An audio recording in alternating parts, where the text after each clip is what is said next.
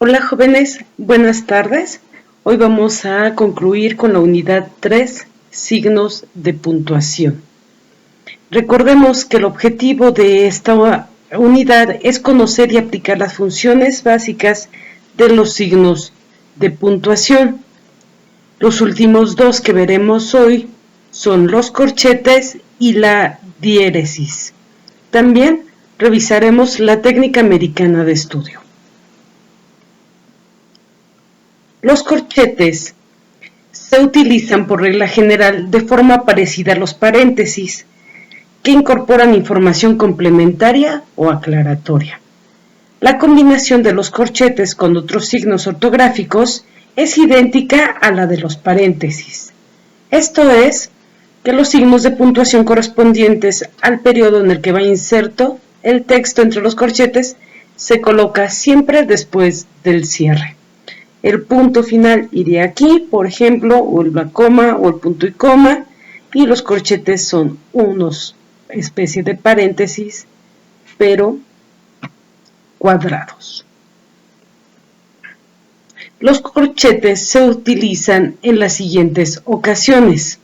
Por ejemplo, cuando dentro de un texto enunciado o texto que va entre paréntesis es preciso introducir alguna nota aclaratoria o precisión. Por ejemplo, una de las últimas novelas que publicó Benito Pérez Galdós, entre paréntesis, algunos estudiosos consideran su obra Fortunata y Jacinta la mejor novela española del siglo XIX.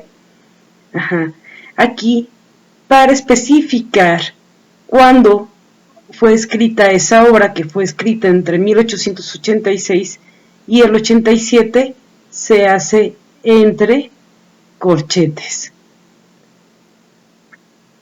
Es para introducir una nota aclaratoria dentro de otra. Un segundo uso es cuando en un texto transcrito el copista o editor quiere incorporar alguna parte que falta, alguna aclaración, una nota, desarrollar una abreviatura o cualquier otra interpolación ajena al texto original. Se usan los corchetes o también se puede utilizar los paréntesis. Por ejemplo, la nieve hermoseaba la ciudad aquella fría mañana de diciembre y el escritor o el copista está anexando texto tachado, los parques y edificios de entre corchetes, y quedaría y se leería de esta forma: la nieve hermoseaba los parques y edificios de la ciudad aquella fría mañana de diciembre. Como vemos, está aportando en este caso información adicional. Un tercer uso para los corchetes es en poesía, en donde se coloca un solo corchete de apertura delante de las últimas palabras de un verso para indicar que no cabe en la línea anterior. Debemos recordar que en poesía se escribe de forma de versos y tiene que tener algunas medidas. Y por ejemplo, aquí la palabra mágico no cabe en este último renglón, y también en buscándose. Soñaba en ese entonces en forjar un poema de arte nervioso y nueva obra audaz y suprema. Escogí entre un asunto grotesco y otro trágico. Llamé a todos los ritmos con un conjuro mágico.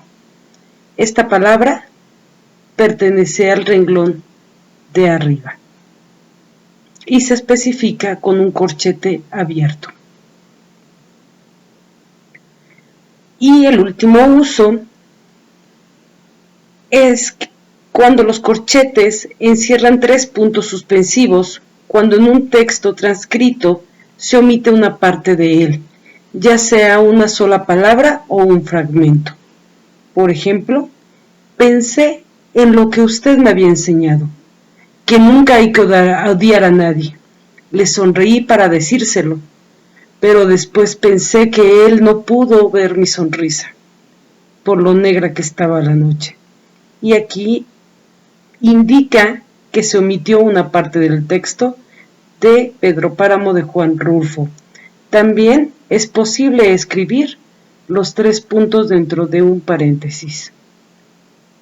Estos serían los 4 usos de los corchetes para introducir nueva información o una información aclaratoria dentro de un apartado con paréntesis, para incluir información adicional en un escrito, en una transcripción, para omitir información en una transcripción, y en el caso de la poesía, para indicar cuando una palabra no cabe en el verso anterior.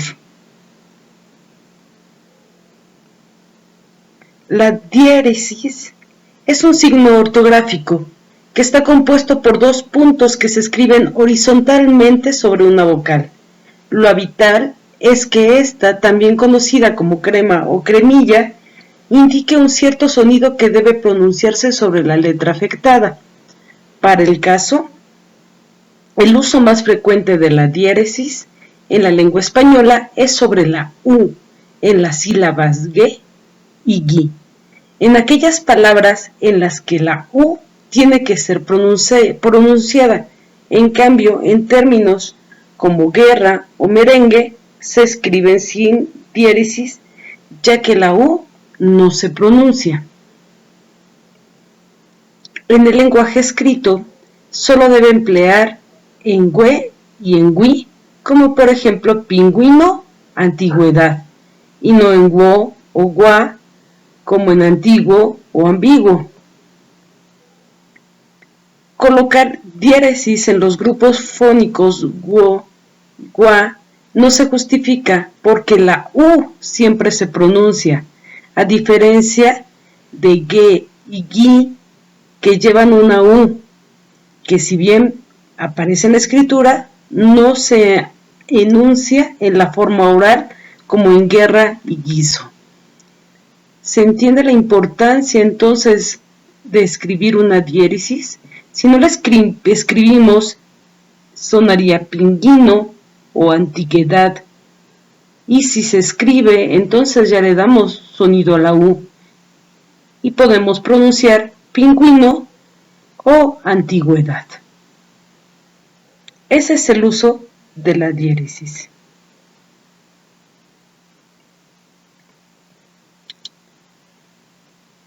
Vamos a hablar un poquito sobre el método americano de estudio. Y es que este método se basa en captar y comprender en vez de leer y repetir mecánicamente. Este método de estudio se utiliza para mejorar la comprensión lectora. Responde a una forma detallada de la lectura y puede ser conocido como EPL, 2 R's, o EPLRR, que responde a las iniciales de 5 pasos a seguir. El primero es la exploración, el segundo es la pregunta, el tercero es la lectura, el cuarto es recordar y el quinto es repasar.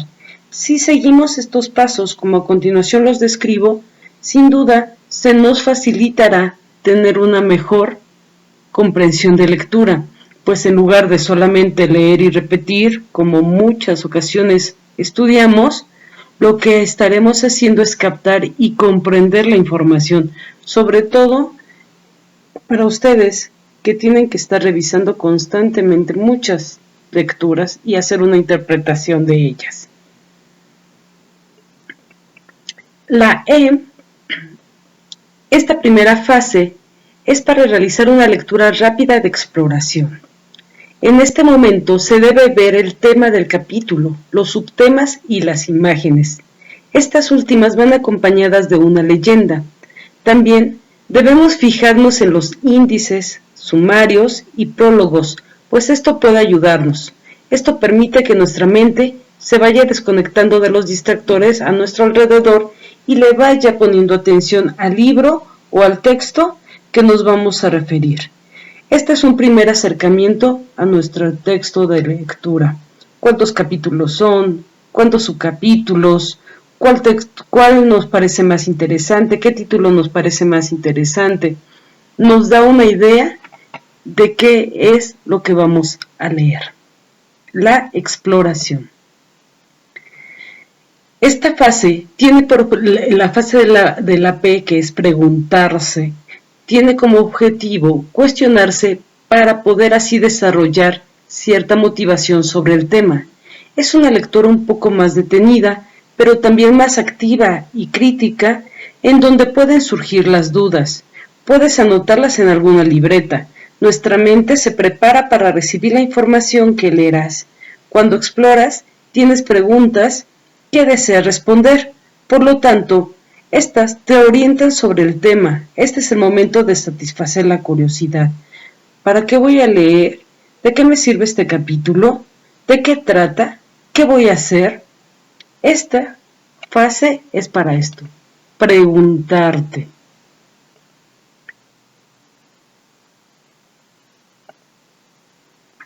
En esta fase, en la fase de la lectura, tu mente ya está desconectada de los distractores y está con muchas interrogantes sobre el tema. Aquí debes hacer esquemas, subrayar lo más importante y sobre todo hacer una lectura dinámica, emplear la imaginación para recrear lo que lees en tu mente. Todo esto provocará que puedas recordar con mayor facilidad.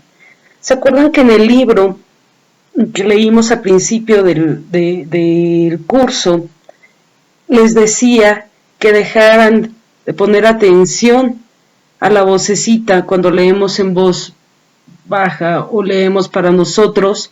Hay una voz que siempre nos dice lo que estamos leyendo. En lugar de prestar atención a esa voz, lo que tenemos que hacer es conectarnos con las ideas de lo que estamos leyendo. De esta manera, la lectura será dinámica.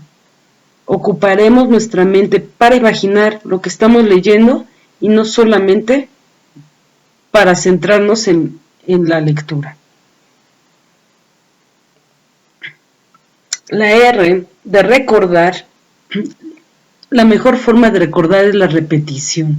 Entonces, al terminar un capítulo, relee las partes subrayadas y marcadas. Luego cierras el libro y puedes comenzar a repetir lo que ya comprendiste de la lectura. Realizada en voz alta con tus propias palabras. Los conceptos centrales. La repetición potencia nuestra memoria y la atención. Con esto se mantiene despierto el interés.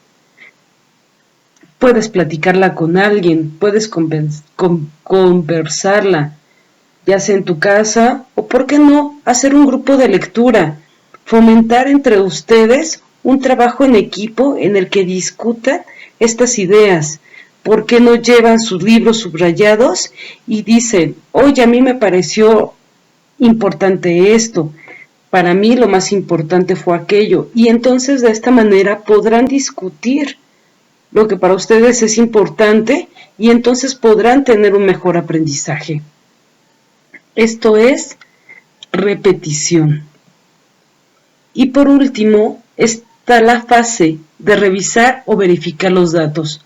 Poner en práctica lo antes posible lo que leemos es la mejor manera de garantizar nuestro recuerdo.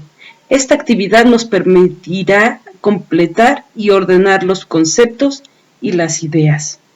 Ya lo subrayaste, ahora transcríbelo, revisa, verifica que tus datos sean ciertos. Si tienes dudas, recurre a otra lectura para que puedas contrastar la información y así generar un conocimiento certero. Con los 5 pasos de este método podrás leer y comprender mejor un escrito, pero lo mejor de todo es que estarás desarrollando tus habilidades como buen lector. Ahora es el momento de practicar. Procura emplear este método en todas tus tareas. Notarás que entre más lo practiques, tus habilidades de la lectura serán más evidentes. Necesitan aprender a leer. Y esta es una mejor manera de hacerlo, es una manera más práctica. En lugar de leer y repetir, simplemente es leer y comprender para qué lo estás haciendo. Y no hay otra forma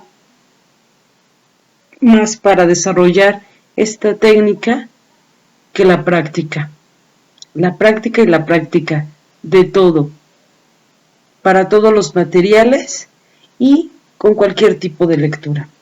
Espero que les sirva y que puedan ponerlo en cuanto antes en la práctica para todas sus materias, como dice aquí. Mucho éxito, jóvenes. Gracias por su atención.